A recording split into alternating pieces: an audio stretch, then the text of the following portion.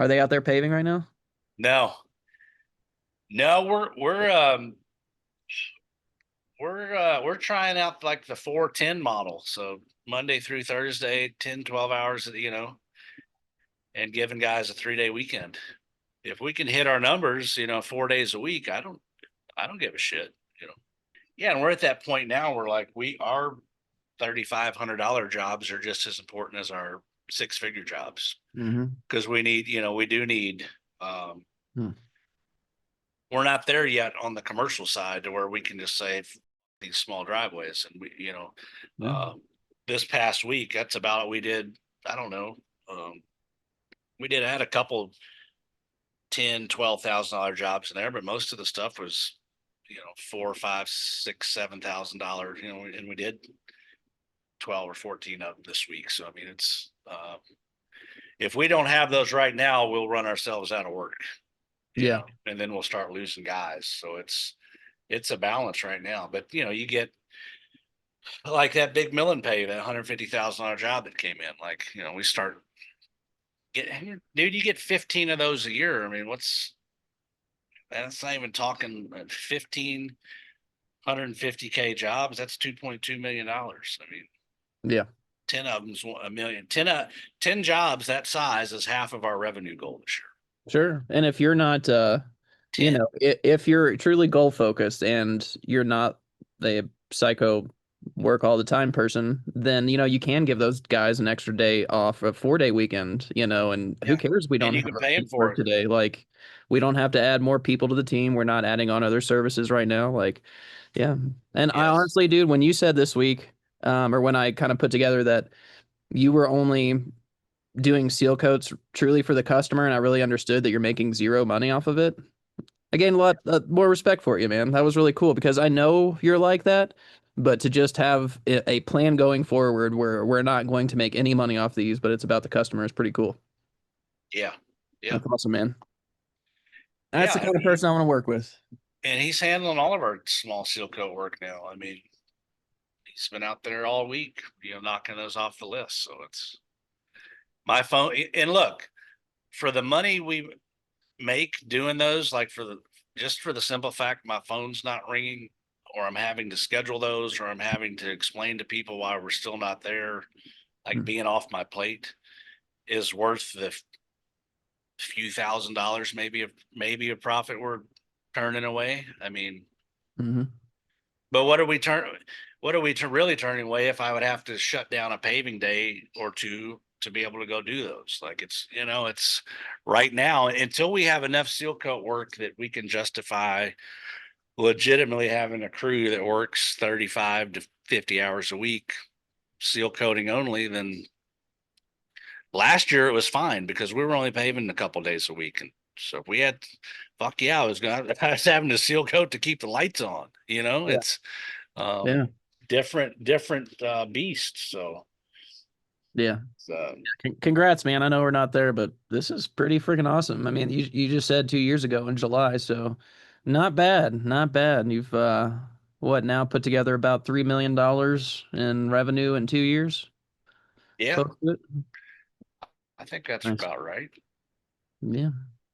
What we had since inception, if this report's correct. I think the dashboard's correct. I think that's been the thing, but the dashboard doesn't have like by job. It only has three options, and let's see here. So I got 2.7 paid, and I got another 450 under contract. Nice, man. So yeah, like 3.2 in 2 years. Not too shabby. Not too shabby. No, and I think we did 16 jobs in 2023, and one of them was a $300,000 job. But I mean, you can basically throw that one out. I mean, that was just lucky. Yeah, that's That was awesome. just an old relationship that threw us a bone, Yeah. And we're just now getting into this third quarter of this year. I mean, if this is when we have a shot of landing, some of these six-figure jobs should be, August, September, October into Hmm. November. I mean, there's going to be some demand. So Yeah, I know last year We, was a little bit skewed because we were still growing throughout the year, but July, August, and September were clearly the months with that we got the most done and got yeah, the most sold and everything. So yeah, I honestly feel like we might be changing our goal once it comes time September for to 3.5 maybe, you know? Um, which, yeah, I mean, it's not unrealistic that we could run up a couple $1,000,000 here in the yeah. next 90 days Yeah. I'm so fucking pumped, man. I or love more. this stuff. And like that's why I can't like I don't have any plans to like stop this. And like I've been working my whole career to find out what this is, and it just happened to be marketing for a long time. And so I stuck with it with data and creativity. Yeah. Um, but man, once we start getting data and systems together, um, Oh man, I like we honestly don't have to push for anything I feel like you don't want right now. Like this pace of growth is good. it's a Uh, good uh, pace, man. yeah, Yeah. and so like it feels like going into this winter, we can make some foundational changes Yes. before, having to make any emergency decisions. Yeah. Um, so man, I'm so fucking pumped. Like business is fun and awesome. I just It is fun. I And that, man, I can't, there's a lot of time. It's been tough for me, sometimes, some days, because these kind of conversations or digging into the numbers and digging into data and watching trends and making projections and building relationships, like all the business stuff, Mhm. the leader visionary, uh, stuff that really excites me. You know, I don't get much of an opportunity to do this right now, which it's fine. Like I'm not complaining about that, but there's days where um, I'm not motivated to go get on the back of the paver because I know, and my conscious knows, and my soul like that, my existence knows that I'm not being used to the best of my abilities. Now, are we out there building a business? Are we out there training guys? Are we out there setting the standards and the SOPs and the field side of things for when we do, as we do continue to grow and we do need to go faster and we do have two or three crews? Absolutely, yes, we're doing all those things that are equally as important to the business. But just like I can feel my soul screaming some days, like, man, I'm not doing what I love. I'm Yeah. doing parts of what I love because these are all parts of this business. Yeah. But and I don't know that I'll ever stop. Like uh, I've always had that draw to the field. Hmm. And there's always going to be demand when the job's big enough or important enough. Or not that they're all not all important, but you know what I mean. When it takes another level of project management and planning and execution, that I like to be involved with that stuff because I think I can be useful when it comes to that stuff. So, uh, but I'm excited to get uh, to back to the business side of things. Yeah. Whenever that time may come. I mean, it feels like once you ride out this year, you'll be in pretty good shape for that, right? You can make the changes potentially. I think so. Even for Tony to some extent, he can much better serve the crew and the operations in the field, especially when we get to multiple crews, by not being strapped to a singular crew every single day. So I mean, and we kind of did that yesterday. We kind of had a lighter day. We had a big job in the morning. We had a small job in the afternoon. Neither one of them were very difficult. I had to meet Josh at the Costco job yesterday morning for a meeting, so I wasn't even around for the morning. Um, and Tony and I both kind of stood back and let them do the second job, really without us. And a couple guys got a little additional pay this last week, so they showed some leadership incentive. And I tell you what, man, I talk about it a lot, and other leaders in this industry talk about it a lot. So often, the leader of these companies, especially when they're out in the field, um, really handicap everybody else on the crew because we just have the tendency to jump in and say, "Hey, if it needs to get done, we'll just do it ourselves." Like we're terrible at delegation. And we always, I don't know if it's our egos or our pride or the name that our name's on the truck, or it's our company that we've got to say, oh, we want to or need to do it this way. When we get out of their way, they do it just as good as we do. If you got the, like, they really do. So, and a lot of times even better than we do it. So it's like, you know, just step back and let the people that you've allowed to be a part of your team and culture. You've allowed you hired them for a reason. They've stuck around for another reason, and you've decided to retain them for, like, we've got clues that this person is a good fit for our organization. Like, why can't they do the things that we're doing with them every day? We're teaching them. They're just like my kids that are in there right now having lunch. Like, everything we parent, we show them, we teach them, we get out of their way a little bit. They're watching all the time. They're picking up, they're learning. They know how to do the stuff, you know. Yeah. Yeah. It's just because mom or dad will step in and do it for them is the reason they don't, or they won't, or maybe they'll catch an attitude about it and say, well, you did this for me yesterday, you make me a sandwich. Like, you know how to make a sandwich. We've made sandwich, like. Yep. So it's a lot of times, let's get the hell out of the way. And Yeah. and we Although did that yesterday, and it was cool. I will say my son did just flush his underwear down the toilet. So That's how we learn. yeah, That's how yeah, we he learn. did. And then the day after, like a couple days later, he came home and his underwear was not in the bathroom again after he went in there, and he didn't come Yeah. home with any on. So okay, that one was on me. I'm sorry about that. I've had a guy catch a $400,000 paver on fire that's now one of my business partners. So this is how we learn. Some just You more know what I expensive mean? mistakes than the others. Like, Yeah, that's they good. gotta Yeah, fuck up in order to, and that's the only that's the only way I learned as much as I've learned in the last 17 years. It's yeah, uh, a lot of mistakes.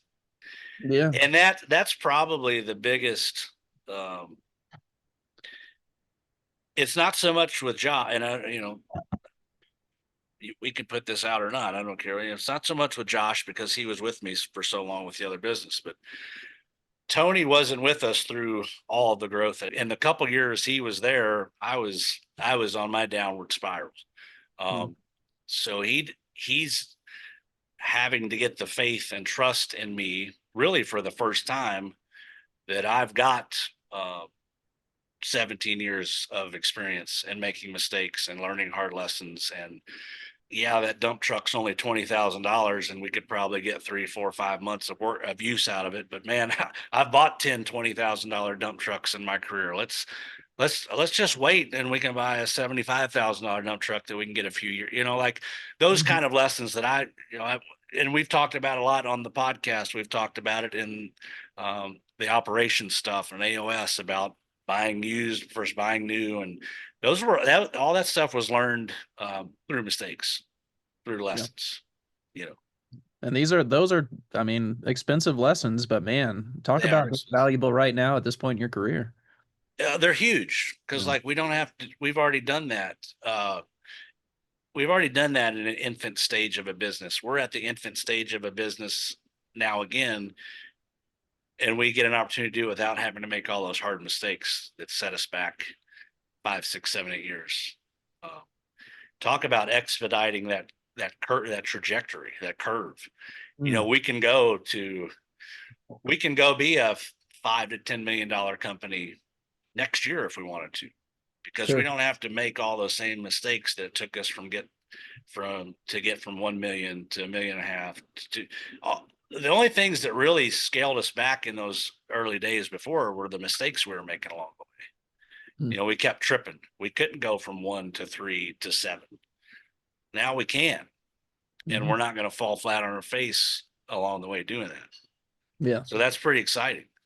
Yeah. I mean, I it's, mean, you take something that historically should take 3, 7 to 10 years, and we can do it in a couple. Man, that's fun. yeah. And we know from the industry and the people that are out there. And I mean, you specifically, you've heard so many different people's stories and where they're at. And so, yeah, it's exciting to be on the right side of that experience. It Um, is. I'll It's a blessing, man.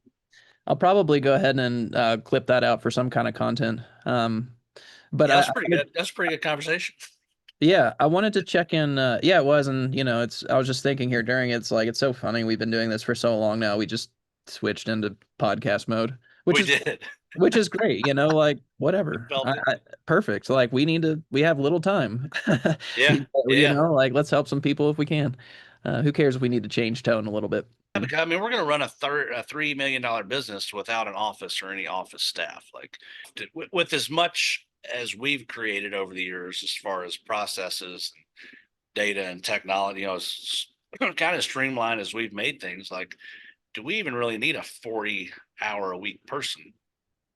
Um, we're not going to find anybody really good that's part a 20-hour a week kind of person. That's just we're going to be throwing money down the drain at that point. Um, Yeah, especially and I mean, probably replacing that position every 90 days.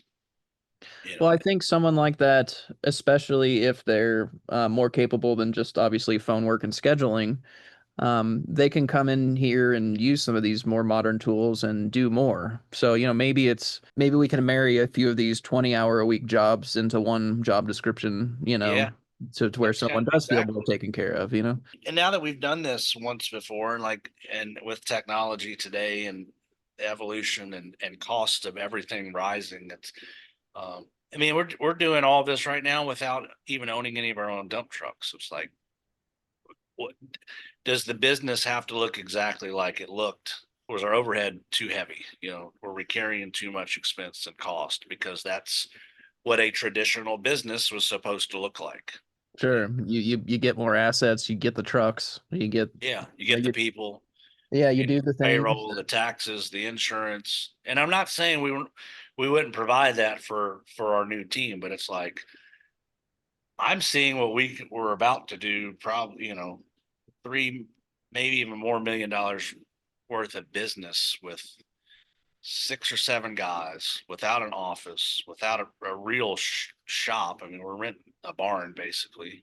Yeah. um, Yeah. our marketing agencies in Colorado, like how can we do this time that's entirely different, where we can still produce the same and still provide the same experience for our consumers, but on a much smaller scale with just as good, if not better, deliverables. Like, Yeah. Say, so if we can do 3 million with 6 people, that means we can do 6 million with 12 people, maybe sure. less. Sure, And but we you were could. doing 6 million with 30 people and 2 office staff and 3 salespeople. And, like it was a whole big ass in 6 dump trucks and 3 seal coat trailers. Now we used all that stuff every day. I'm not saying, we didn't have that much excess and overhead, but maybe we had more than we needed, you I know. mean, obviously, there's the aspect of giving someone a job that is nice about that situation. But if you're talking about thinking about it from the not only the different angle, but the opposite angle, which is do not expand service lines until there is zero other choice, and do not Yes. hire more until there's zero other choice. And now that zero other choice could mean people are starting to get too stressed out. Like people were having to go to 5 days a week and they like the four, whatever. But like buy good equipment when you're going to do it, buy good things that are going to last, but just really Yeah. see what every other option, a lot of other options besides what's traditionally been done in the next step. Because if you can, it's like adding a whole nother service line. I mean, it's a ton more stress. And I'm guessing even after you had some things running for years, it was still more stressful than the extra revenue was worth. Um, Absolutely. so it's just like, what's the point where Kevin Gray is not adding a milling or a seal coating team, but instead he's saving that extra time and preserving that money while trying to maximize the profits on what they're doing, but also thinking outside the box and getting to do an AOS or Yeah. make different deals that make sense. Like if all the people that you care about on your team are getting well paid like their job and getting more opportunities for more money, at least, if nothing else, more growth and opportunity. Um, yeah, I get the idea of wanting to give more people a job, but that's like the only benefit I can really see. you know, It really is. And then the unless you're stress wanting to involved just with it. be a multimillionaire and like that's your goal, or it's just like you're obsessed with building the biggest company possible, which probably isn't a good thing either. Yeah. That's and it's, I mean, here's a perfect example of like why I get excited about not having to be so married to the field. Like we're having a conversation now that I've had thoughts about and I think about in 20-second fractions of my day here and there, but Yeah. have never even, had the conversation out loud or had an opportunity to put it down on paper and draw it out what it really looks like. And it's like, man, it's um you see all the time these industries that have been around, like take liquid death for example. The dude's just he's selling water, but he's Mhm. selling it in a different way, and it's a multi-billion-dollar company now, right? Yeah. um, and I'm not saying we're going to be a multi-billion-dollar company, but like contracting and construction and asphalt and paving has looked and been done the same since the day it began, Mhm. essentially. Yeah. It's like Kind of like water. kind of like what kind of like water.